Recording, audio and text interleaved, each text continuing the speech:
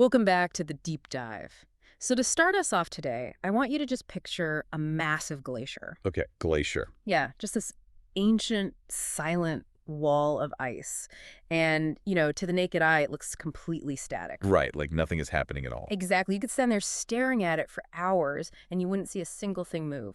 But underneath, millimeter by millimeter, the ice is actually shifting. It's fracturing, right, under its own immense weight. Yes. And what if I told you that the catastrophic sudden collapse of a multi-ton glacier follows, well, the exact same pattern as a human crisis? Oh, wow. Like in our schools, our workplaces, our communities. It's a really profound parallel, I mean, when you think about it. Because when you see that footage of a massive ice shelf shearing off into the ocean. Yeah, it's terrifying. It is. And the violent collapse is all you focus on. It feels totally instantaneous. Yeah. But the glaciologist, the scientist who's been studying that ice for years, they know the collapse didn't just happen in that moment. Right. It wasn't out of nowhere. Exactly. The collapse was simply the final, inevitable result of a crisis that began years ago. We just didn't see it moving. And that hidden movement is exactly what we are exploring today. We are taking a deep dive into this really fascinating document called Series 3, What a DSL Can Learn From a Glaciologist. Which is such a brilliant title, honestly. It really is. And just quickly, if you are listening and wondering what a DSL is, it stands for Designated Safeguarding Lead. Right. So in schools, charities, large organizations, these are the professionals whose entire job is to keep young people, or really any vulnerable individuals, safe from harm. Yeah, they have a massive responsibility. They do. And today we are walking across the bridge this text builds between, the incredibly slow, silent movement of earth science and the high-stakes, highly emotional world of human safeguarding. And it is a crucial bridge to build because, honestly, human beings are notoriously terrible at perceiving gradual change. Well, we really are. We are. In safeguarding, the crises that make the headlines or, the emergencies that clear a school corridor, like a sudden psychological breakdown or a violent incident. Or a massive disclosure of abuse. Right. Those things almost always appear to emerge completely out of nowhere. Totally out of the blue. To the people around that student, it feels like, well, yesterday everything was fine and today the world is falling apart. And I think the shock there is totally genuine, right? The teacher or the manager sitting there thinking, I saw this kid on Friday. They were laughing in the cafeteria. How are we here on Monday morning? Yeah, doesn't compute. But the glaciologist framework forces us to confront this really uncomfortable reality. The conditions for that Monday morning crisis, they were forming long before anyone noticed them. The Earth was shifting. Which brings us to the core mechanism of why we miss the signs in the first place. Right.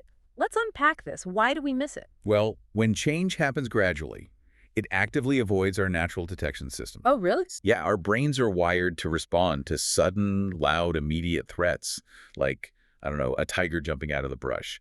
Or in a school context, a student throwing a chair. Oh, okay, sure. The big obvious things. Exactly.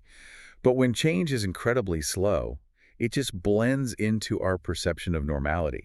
Every tiny shift is only a fraction of a percent different from the day before. Ah, I see. And because it feels insignificant in the moment, it just doesn't trigger our alarms. It's kind of like, it's like noticing a crack in a foundation, right? Oh, that's a good analogy. Yeah, you only see the crack when it finally splits the wall in half, but the earth underneath that house was shifting for years. Or even like looking at your own kid every day. Oh, right, yeah. You don't notice them growing taller because the daily change is microscopic. You only realize how much they've grown when you look at a photograph from, 3 years ago. Or when they suddenly don't fit into their winter coat, Yeah. right? Exactly. Our brains literally filter out slow change to save cognitive energy.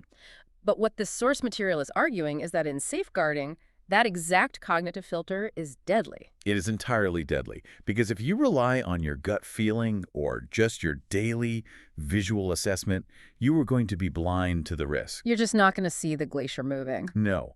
And the text points out something that completely upends how most organizations operate. It says the most dangerous safeguarding risks are not the sudden emergencies. Wait, they aren't. No, the most dangerous risks are gradual, quiet, and fundamentally unchallenged. Okay, I really want to dig into that word right there, unchallenged. Yeah, it's a loaded word. Because it really gets to the heart of what the text warns about.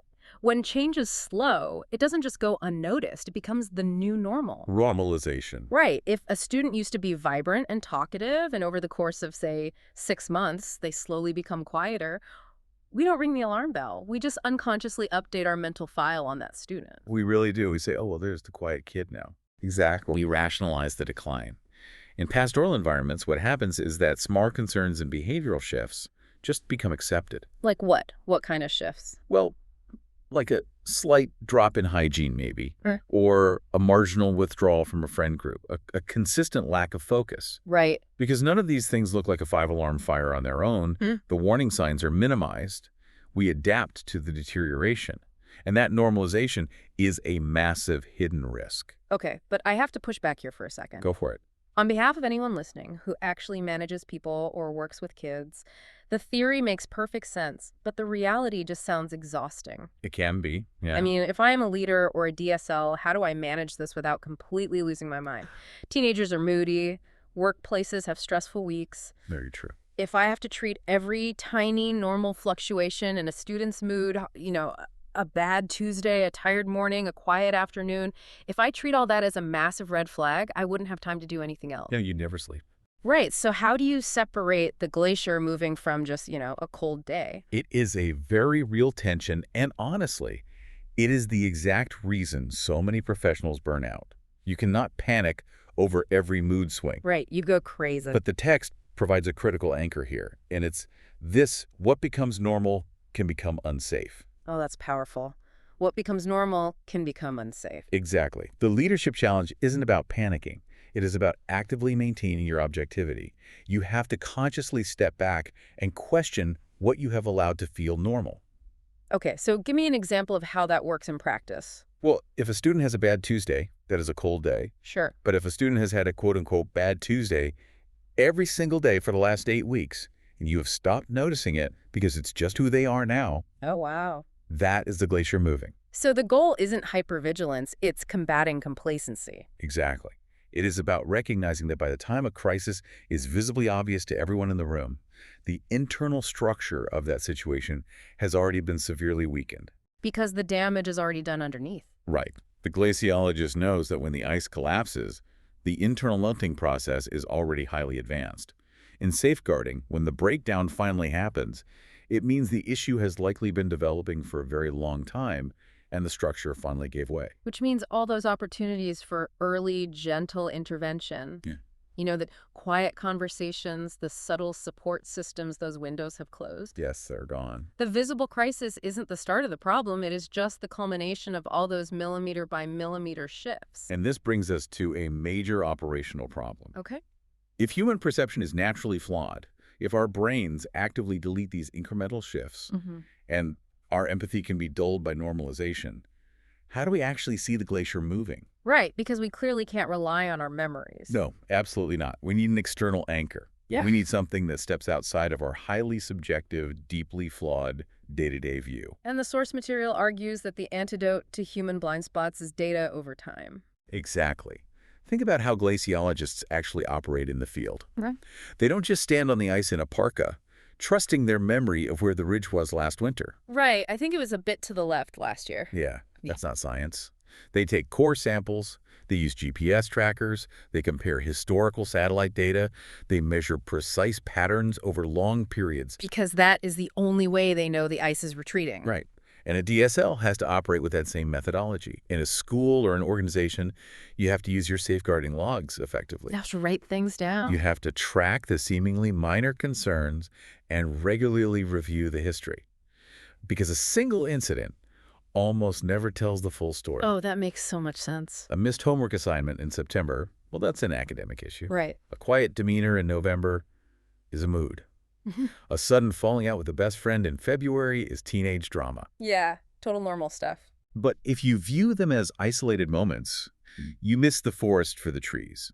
If you connect the past and the present information, you start to see a pattern of steady, incremental withdrawal. You are stitching the moments together to reveal the invisible movement. Exactly. I think a lot of teachers or managers get frustrated by administrative logging. They think, why do I have to write down that Tim seemed a little tired today? It feels petty. Oh, I hear that all the time. But what this framework shows is that logging the small things isn't petty bureaucracy. It is the GPS tracker on the glacier. That is a brilliant way to frame it. The tracking allows you to see the pattern, and seeing the pattern allows for the most optimistic part of this entire framework, the reward of early action. Because the earlier you catch it, the better. Right. The glaciologist principle doesn't just show us how things break, it shows us how to save them. Yeah, because the earlier the movement is detected, the more options you have. Early signs are incredibly subtle, yes, but they are also highly manageable. They are. Like, if you catch that slow withdrawal in November, instead of waiting for the explosive crisis in May, you can just intervene with a casual check-in. Right, you can connect them with counselors. You can adjust their workload. You are protecting their long-term well-being without needing to, pull the emergency cord. And that early intervention drastically reduces the likelihood of the situation escalating. But we do have to contrast that optimism with the stark reality of delay. Right. What happens if we ignore it? What happens if we fail to use the data? What happens if we let the normalization take over? The scale becomes irreversible. Yes. When a glacier's internal structure weakens past a certain threshold, the physics dictate that the collapse can no longer be stopped. Oh, man. In safeguarding, delayed action drastically increases the harm to the individual. By the time the crisis is visible to the entire school, your intervention options have shrunk dramatically. Because you aren't doing preventative care anymore, you are just doing damage control. And the complexity of the situation has multiplied. You are now dealing with severe trauma, massive disruption, long-term impact. The longer a risk is left unaddressed, the fundamentally harder it becomes to manage. Which is why the glaciologist metaphor is so powerful for training our eyes to see the slow risk. But, and this is a crucial pivot in the source material, we have to recognize where the analogy ends. Oh, right. The text calls this the honest bit. Yes, I love that part. And it is so important because, as much as we love a good metaphor, human beings are not ice cubes. No, they're not. And a school is not the Arctic. So we have to push back on this idea just a bit. If I am a glaciologist, my job is literally just to watch the ice break and take detailed notes for a science journal. Right, you're an observer. But if I am a safeguarding lead, I cannot just stand there with a clipboard watching a student's life fracture millimeter by millimeter and say, fascinating, the collapse is imminent. Yeah, that would be terrible. And the text is highly specific about what DSLs must absolutely not take from glaciology. Okay, what are the big ones? First, safeguarding is never purely observational. Second, unlike a glacier, which moves somewhat predictably, human situations can change rapidly because humans have agency and their environments can shift overnight. Right, an ice shelf doesn't have a sudden change of heart. Exactly. And third, a glaciologist operates with limited intervention. They aren't trying to build a giant wall to stop the glacier. They just observe the environmental system. But a DSL manages human risk in real time. Their entire mandate is active responsibility. Yes. You are legally and morally required to step in and alter the course of events.